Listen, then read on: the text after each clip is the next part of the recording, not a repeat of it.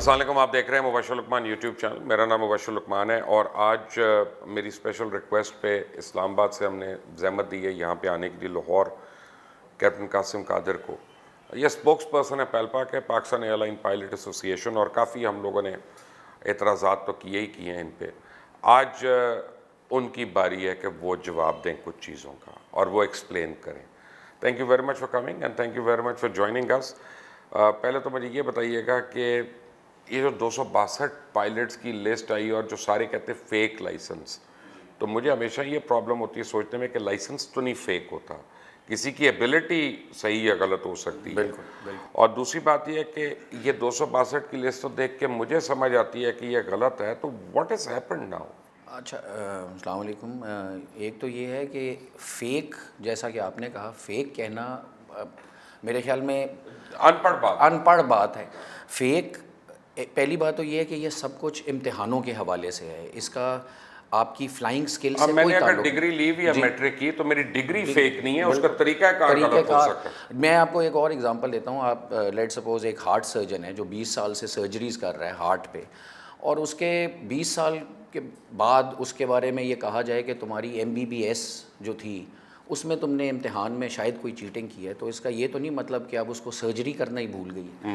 کیونکہ جب آپ فیک کہتے ہیں تو آپ لوگوں کو ڈرا دیتے ہیں کہ شاید ان لوگوں کو جہاز اڑانا ہی نہیں آتا.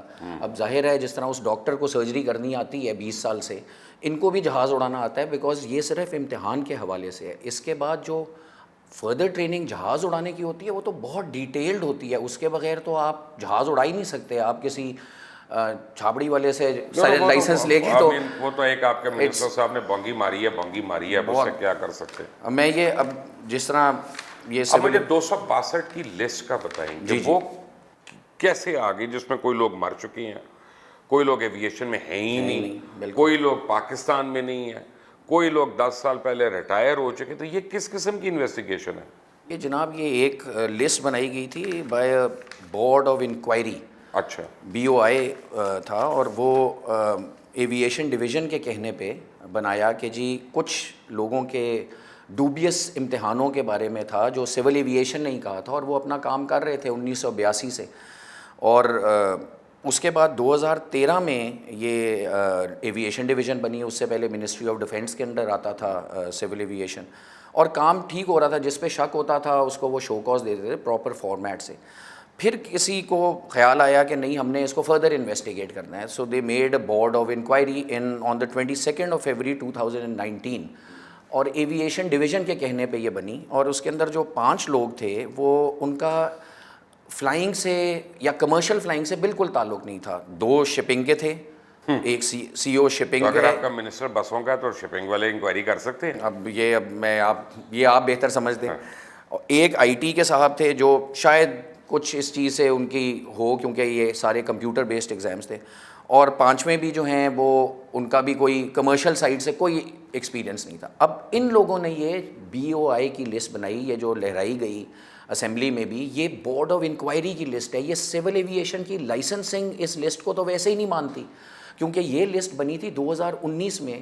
اور جہاں تک ہمیں پتہ ہے، میرے پاس کوئی پروف نہیں ہے، لیکن جہاں تک ہمیں بتایا گیا ہے یہ کوئی لسٹ ایک رومر ہوتا تھا، اور اس کو سول ایویشن کی لائسنسنگ نے ردی میں پھینک دیا تھا کہ اس میں اتنے ایررز ہیں کہ ایک نام پہ 2 لوگ گراؤنڈ ہو سکتے ہیں اس پہ.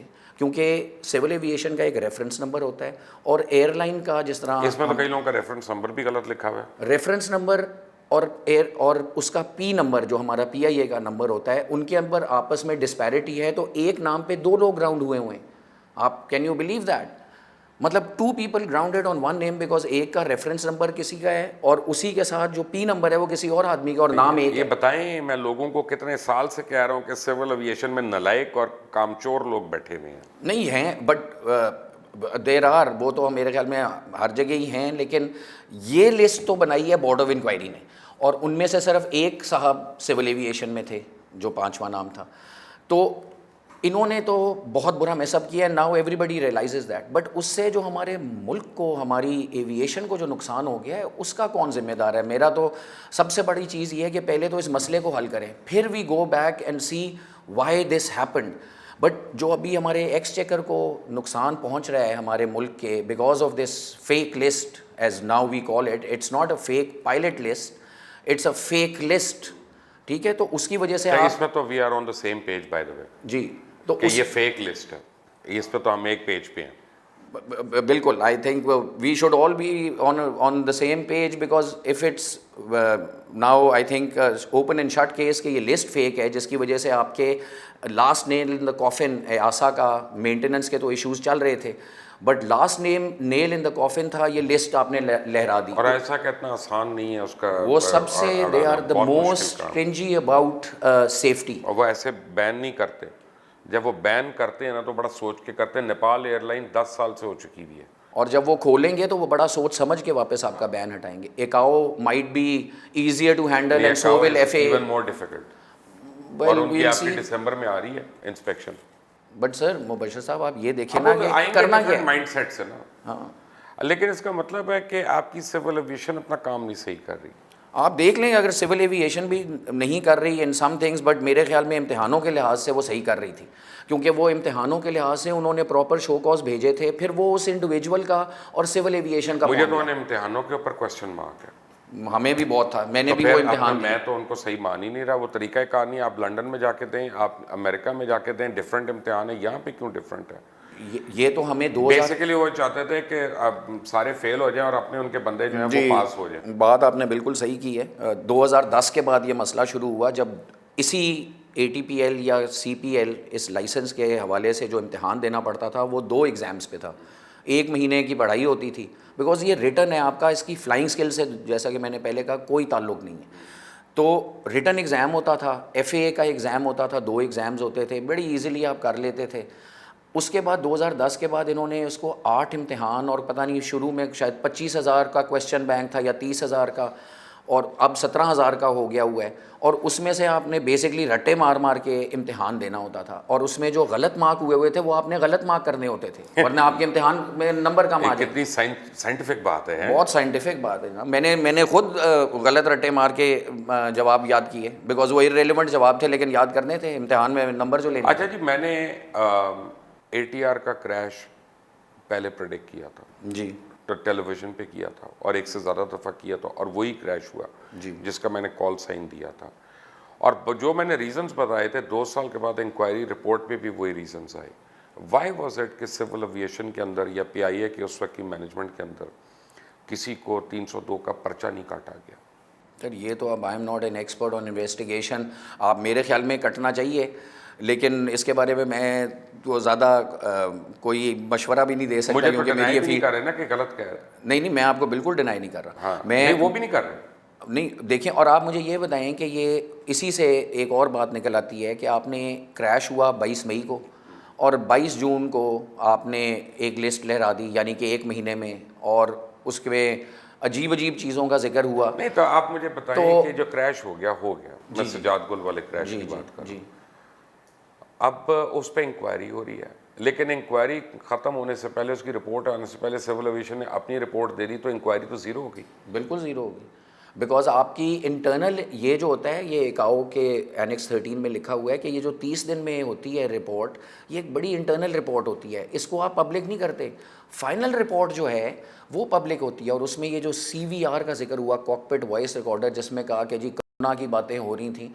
کرونا کی کیا، ہم تو بہت ساری باتیں کرتے ہیں لیکن that has nothing to do with the crash. شکر ہے سر وہ نہیں ہوگی.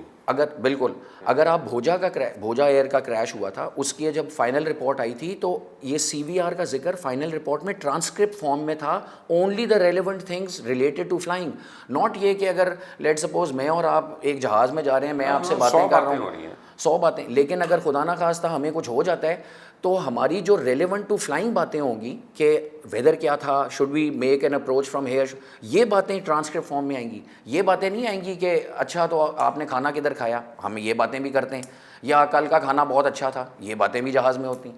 تو اس کو نیشنل اسمبلی میں اس کا ذکر کرنا کہ کرونا کی باتیں ہو رہی تھی، کرونا کی باتیں تو ہم آج دن تک کرتے ہیں جہاز میں بیٹھے. کیوں نہ کریں؟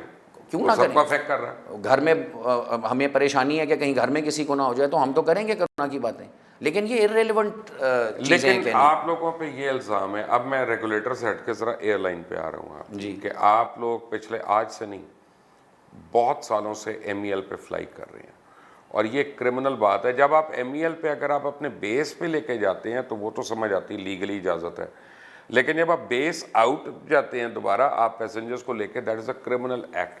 آپ لوگ اس کو کیوں کرتے ہیں؟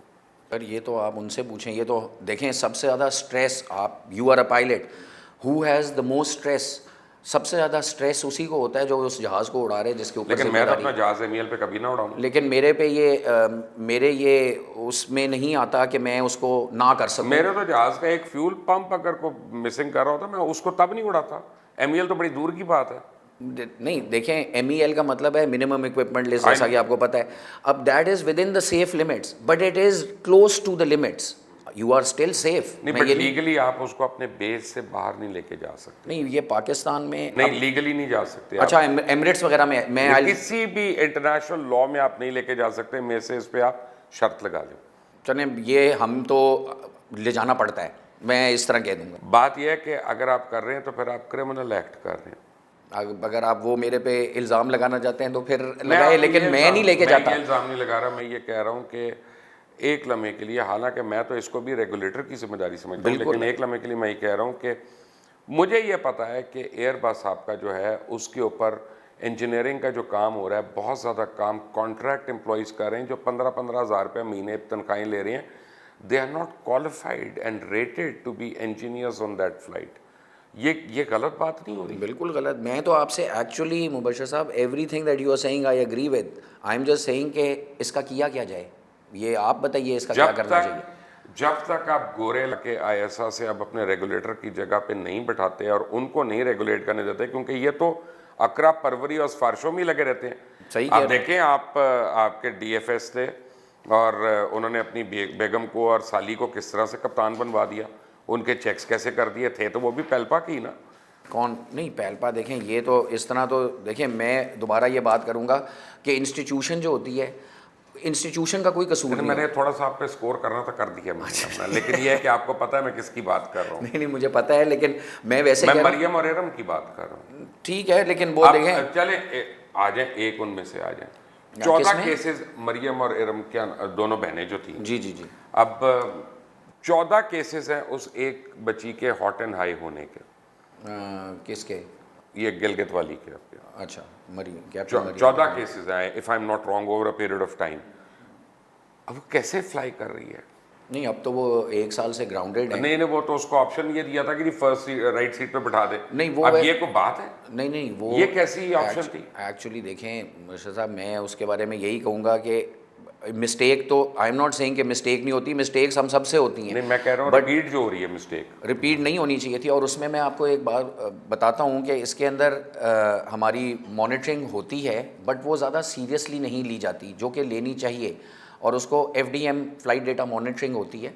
اور اب جس طرح میں نے جو بھی پچھلے 1 مہینے کی فلائٹس کی ہیں, اس کے اندر میرے بارے میں کہ اگر میں نے کہیں زیادہ ٹیکسی تیز کی تھی, 30 ناٹ سے اوپر چلا گیا تھا, یا میری کوئی اپروچ ٹھیک نہیں تھی, وہ سارا کچھ مانیٹر ہو رہا ہے.